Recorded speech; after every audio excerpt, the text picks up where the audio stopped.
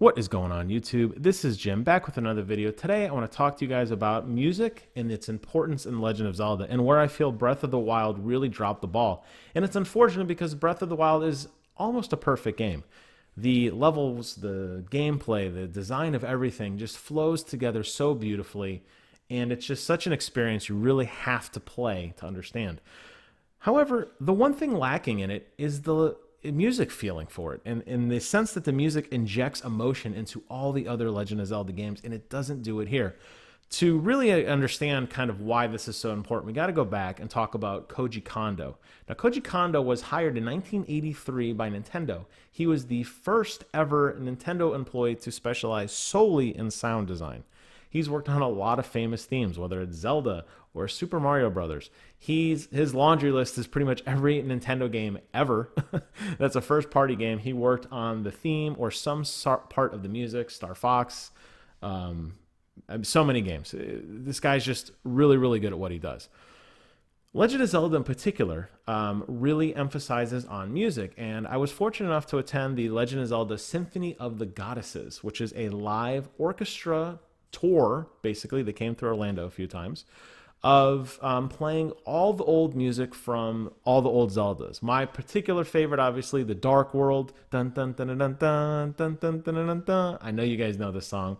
Gerudo Valley, the Hyrule Overworld. Dun dun dun dun dun dun. That, I mean, this guy is so amazing, and this orchestra plays all this guy's music. Okay, so Koji Kondo is very, very important to the world of Zelda. Music is very important. In between the intermissions and in between the sets that they play at the Symphony of the Goddesses, they have Koji Kondo, Miyamoto, other famous people you would recognize, Iwata, rest in peace, of all these people who worked on Nintendo talking about how important music was and how when the original Nintendo Entertainment System came out, they really didn't have much, but they knew they wanted to have some sort of overlay, and how they really manipulated this, the little bit of the little bit of processing power they had to just make little beeps and boops, as they put it. And that's what led to some of the great music we know today. And if you really think about it too, all the old Zelda games really do emphasize on utilizing some sort of instrument, most notably the Ocarina of Time or the harp in Skyward Sword. But music plays a very significant role in gaming, especially in Zelda, because most of the action and most of the dialogue in particular is not spoken, but you have to read it. So you really have to equate something you're hearing, not what you're seeing. The graphics look great on their own, but you have to equate something you're hearing to the world. Now, again, for me, Dark World does that. It takes me back to when you poured into the first time and you're a rabbit and you've lost all your weapons and you have to find the mirror and, you know, kind of take on Ganon in this world he's created. And it really sets a tone for the last part of the game. And again, Zelda doesn't really have a lot of voiceovers. There are a few in this game, but there's not many. It's only during some particular cutscenes and very specific quest lines. But most of the time, they just do their exaggerated noises. Like when you talk to a guy, he's like, whoa, and that's his voice. And he doesn't say it more than once, but you just kind of associate these goofy sounds to the characters. And that's okay. But it's the music in the background that's supposed to tie the whole world together. And unfortunately, there are many, many times where I feel like I'm playing Dark Souls, even though I'm exploring this amazing Hyrule world in Breath of the Wild. And it's because there's just no music, or there's very light ambient music that really doesn't make you feel like you are in a certain area.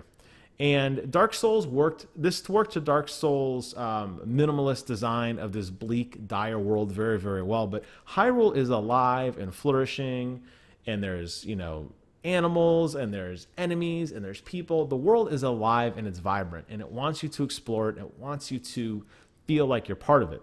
As where Dark Souls is, you know, the end of an era, right? And you're in this weird purgatory, and you know, things are dying, and they only use music for boss fights, and it kind of builds up to the boss fights. Legend of Zelda, though, isn't that way. Legend of Zelda has always been about this musical experience and this journey of, you know, different parts of the world have different unique sounds to them. Like I said, Gerudo Valley or the Gorgons or, even the fairy fountain. I mean, people who've played Zelda know exactly what I'm talking about. Breath of the Wild does hit those very major, distinct notes. Like, you do hear the fairy music when you go up to a fairy fountain. But short of that, when you're on the overworld, you just don't get that sense of adventure like you do in Wind Waker, where you get on that boat and that music starts playing and you're conducting you're changing the way the waves are, the wind's blowing your boat. And you hear that music and it just fills up this kind of void of gameplay almost, where a lot of times it is you in the world and you're just walking around, or you're just reading text, or you're looking at your map trying to figure out where you want to go or what you want to do, and it's just silent.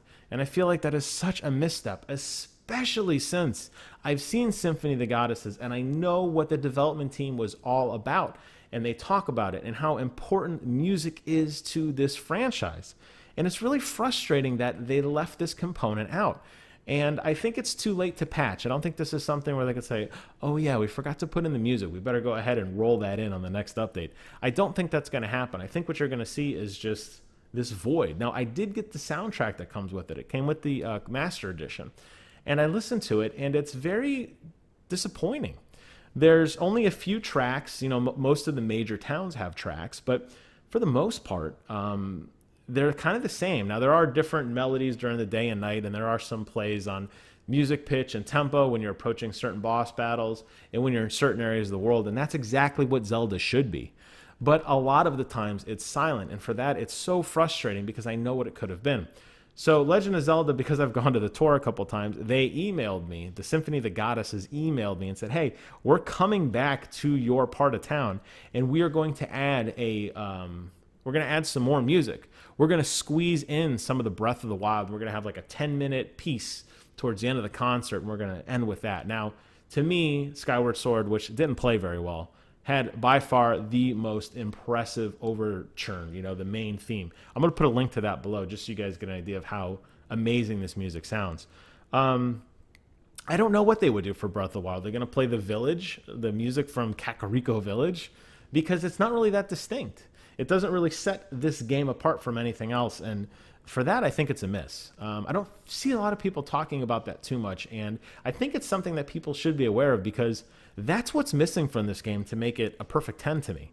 That's what really sets this game apart from the other Zeldas, is that it's missing that beat and that soul, and I'm sad by that.